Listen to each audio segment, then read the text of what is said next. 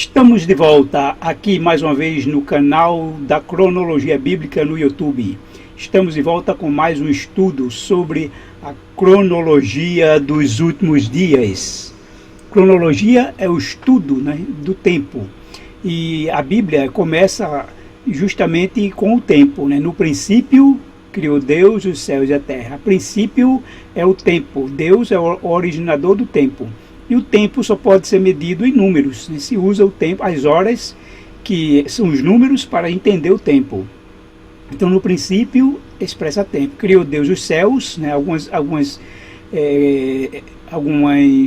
versões bíblicas, diz expansão. Deus criou expansão, ou seja, o espaço.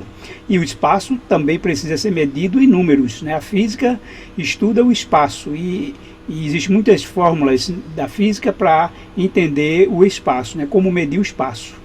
E os céus e a terra é a matéria. Então Deus criou o tempo, o espaço e a matéria.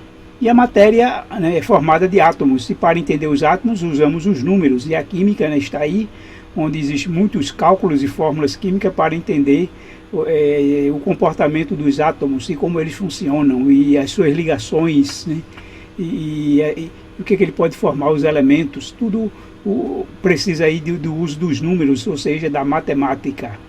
E a matemática está presente em toda a Bíblia. A Bíblia ela estabelece o início do mundo e Gênesis 5 deixa muito claro lá a cronologia bíblica do início, e depois passa para o 11, da criação vai até o dilúvio, do dilúvio até Abraão, e o próprio Gênesis especifica o tempo de 400 anos entre a descendência de Abraão e Isaac até o Êxodo, 400 anos, ou da promessa de Isaac até o Êxodo, 430 anos, e liga o Êxodo ao quarto ano de Salomão com o início da construção do templo em 480 anos. E a partir daí começa a cronologia dos reis de Israel e de Judá e a duração dos seus reinados, e aí para permitir uma linha do tempo ininterrupta para chegarmos até os nossos dias. Assim é o estudo da cronologia bíblica. E hoje vamos brincar, vamos estudar sobre esses tempos e datas, como a gente pode entender. Percebo que no contexto que nós estamos vivendo, dessa guerra envolvendo os Estados Unidos e Irã, a pergunta é, essa guerra está na profecia, ela tem algum contexto profético, ela tem algum contexto escatológico para os últimos dias? Bem, o primeiro passo que vamos entender é que no dia 11 de fevereiro de 1979, ocorreu aí o fim da monarquia ou do império que era pró-ocidente lá do Irã. E então começou a República Iraniana com Khomeini. Então, exatamente no dia 11 de fevereiro, houve a derrubada do império, da monarquia dos Pahlavi, como diz o Pahlavi, que houve lá no Irã, que governava o Irã. E aí essa revolução iraniana, como chamam, ocorreu no dia 11 de fevereiro. E atualmente, em 2026, fez 47 anos dessa revolução iraniana. Então, 47 anos depois. Então, veja, essa data, 11 de fevereiro, é uma data que ela tem se repetido ao longo da história. E ela ocorreu em contextos proféticos.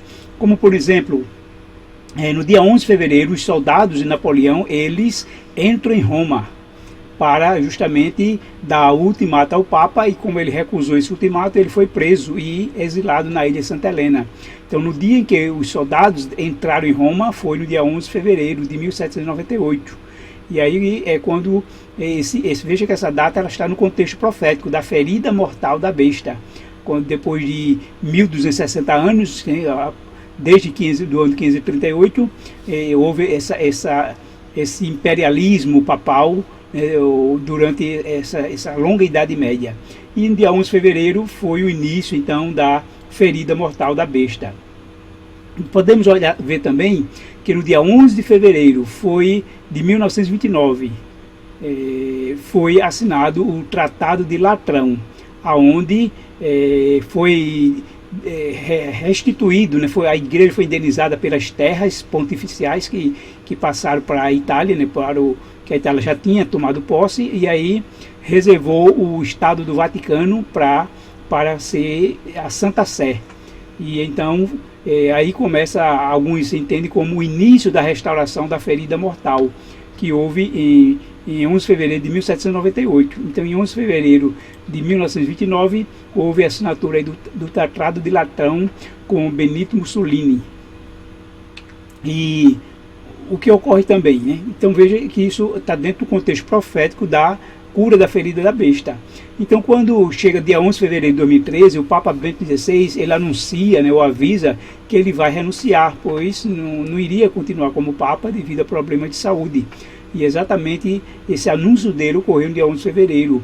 Isso nos leva a entender que essa renúncia dele está dentro também de um contexto aí profético, né? Dentro do contexto do que das profecias dos últimos dias. E a data ela nos chama atenção para isso. E aí nós vamos entender também isso a partir do calendário do dilúvio, para a gente entender a relação que tem a data do dilúvio para nós, né? Desde o ano passado a gente vem analisando essas datas do início do dilúvio ao fim. E eu quero mostrar para vocês o seguinte, ó, datando o início do ano, que foi 21 de março, né? Nós tivemos início esse ano 21 de março, mas aqui eu estou colocando o ano passado, né? Para entender como o dilúvio, no caso, terminou esse ano, né? Se fosse o ano passado o início, né? Usando o nosso calendário atual a partir, como se fosse o nosso calendário atual. Então, 21 de março do ano passado foi início o ano, né? O ano iniciou também 21 de março, que é o equinócio da primavera. E aí, então, o que acontece? A Bíblia diz que o dilúvio ocorreu no dia 17 do segundo mês. Então, dia 17 do segundo mês, uma vez que nós datamos o início do ano aqui, 21 de março, e aí março, então, tem 31 dias. E a partir de 21 de abril, começa o primeiro, seria o primeiro dia aqui, então, do segundo mês. Só para entender que aqui, justamente dia 17 do segundo mês, é o dia 7 de maio. Foi quando, então, teria, né, se fosse o ano passado, teria sido o início do dilúvio. Só para refazer aqui, para a gente continuar a sequência. Então, 17 de maio foi o início do dilúvio. E aí, com esse início, aliás, dia 7, porque aí foi quando começou a chover. E chove durante 40 dias. Aí vamos aqui no 40, até o dia 15 de junho. Durante 40 dias chove. Essa coluna aqui de números vermelhos é justamente desde o início do dilúvio. E então a chuva ainda perdura por 150 dias. E aqui então diz que 150 dias para de chover. Como para de a água subir, né? Porque parou de chover com 40 dias. 40 dias nós vamos ver aqui que então foi no dia 15 de junho parou de chover. Mas as águas, né, continuaram aí subindo durante aí 150 dias desde o início do dilúvio. E durante esses 150 dias a água subindo. E aí depois de 150 dias que a água para de subir. No que para de subir, depois então a arca encalha num dos montes Ararat. Não foi logo exatamente no 150 dias, ou seja, alguns dizem que teria sido então aqui 5 meses, né, 5 meses de 30 dias, porque parou no dia 17 do sétimo mês, mas a Bíblia não relaciona esses 150 dias ao dia 17, diz o dia 17 veio em seguida e depois, então pode ter sido dias depois, 1 dia, 2 dias, 3 dias, que justamente daria aí a diferença do calendário, dia 17 do sétimo mês, mas teria sido aqui no dia seguinte, uma vez que, pelos cálculos que a gente fez aqui, 17 do mês 7, tá vendo? Cai exatamente no dia seguinte a 150 dias desde o dilúvio. Então no dia seguinte a arca encalha. Mas continuando, então nós vamos chegar ao fim do dilúvio. Então depois de 376 dias desde que começou a chover, chega então ao fim do dilúvio. Esse fim do dilúvio ocorre exatamente aqui 423 dias desde o início do ano anterior, né? Mas a pergunta né, vamos ver aqui, a pergunta observe aqui, então o início do dilúvio foi dia 21 de março, nós estamos baseando no ano passado, ou esse ano também daria no mesmo, e então no dia 7 de maio, que é o 17º dia do segundo mês, então seria 7 de maio, começou a chover. E aí o dilúvio prossegue, né? esse dilúvio vai prosseguir até quando ele termina, então no próximo ano, né, porque ele começa num ano e termina no outro, no 27º dia do segundo mês, que no nosso calendário atual é 17 de maio. Então o que acontece?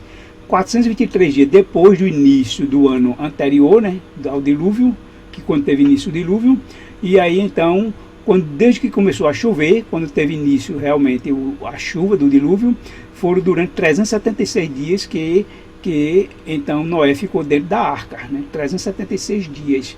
E do início do ano até para iniciar a chover foram 47 dias.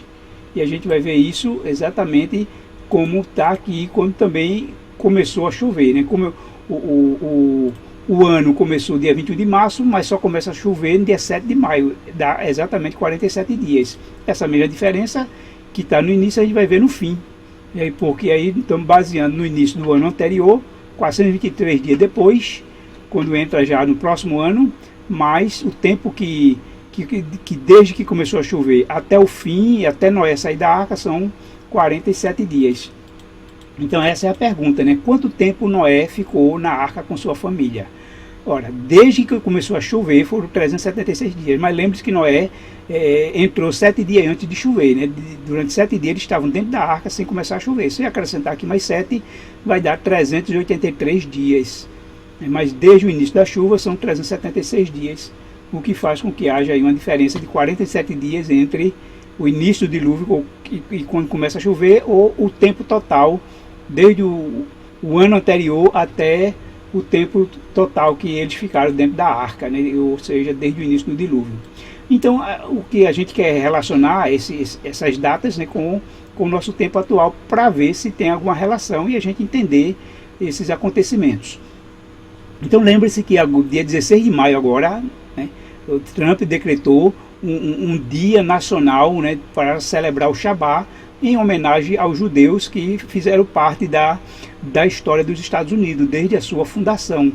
E então, do dia 15, da sexta-feira agora, o pôr do sol, até o dia 16 de maio, né, o pôr do sol do sábado, dia 16 de maio, então ele está convocando não só os judeus, mas todos que quiserem se juntar a essa celebração, para se unirem, né, ao povo judeu e fazer essa celebração do Shabbat, né? É uma convocação, mas não é um decreto, não é uma ordem.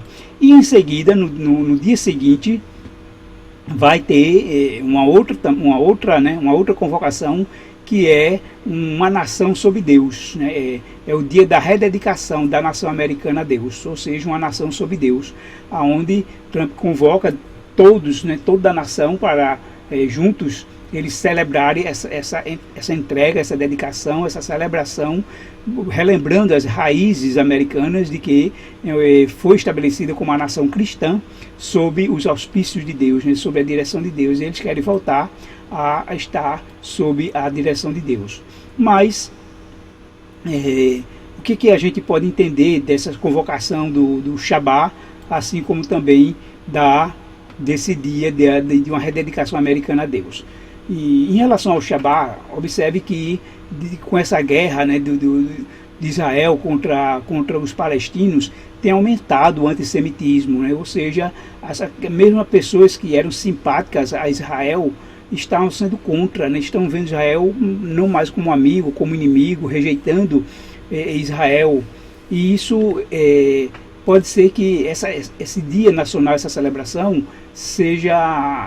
passe até a ocorrer manifestação ou até algo contrário a uma festa. O que seria um dia festivo pode se tornar até um dia triste, infeliz, porque muitas pessoas não estão simpatizando com os judeus.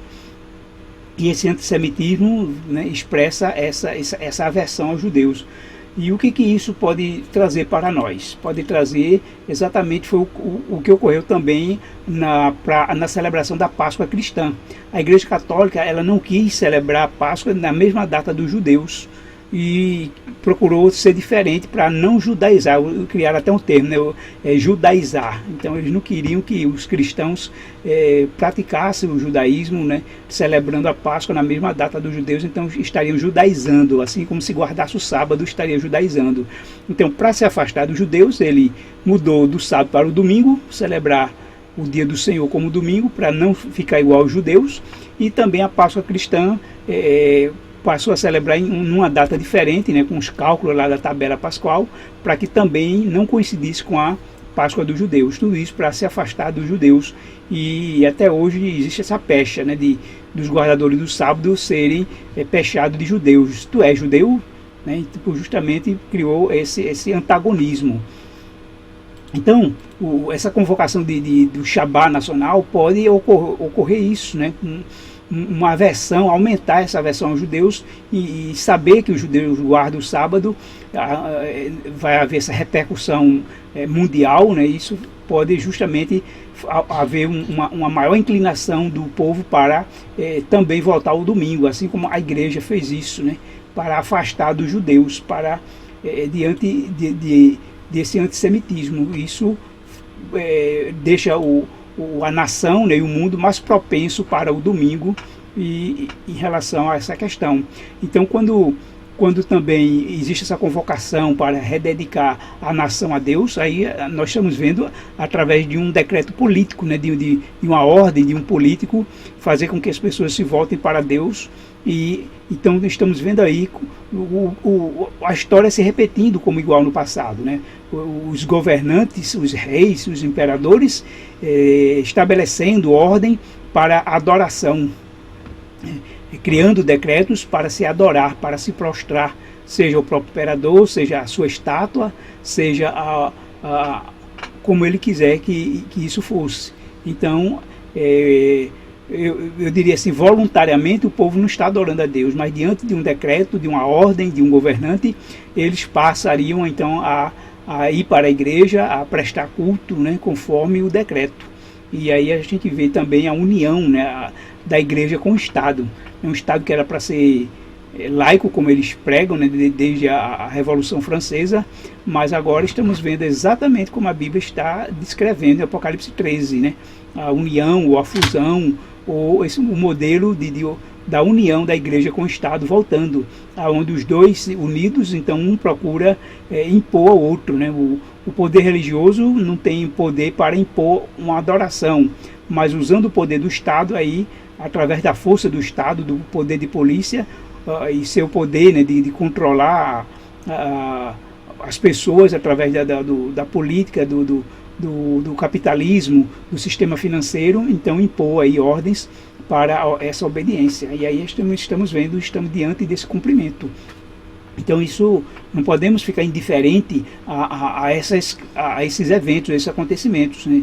Não entenda como fosse alarmismo, mas como, na verdade, um alerta para a gente estar entendendo o que está acontecendo no mundo e vendo à luz da Bíblia, da profecia.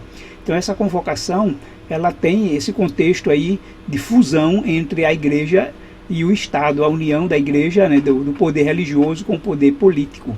E isso faz com que haja, né, esse entendimento da besta que emerge da terra.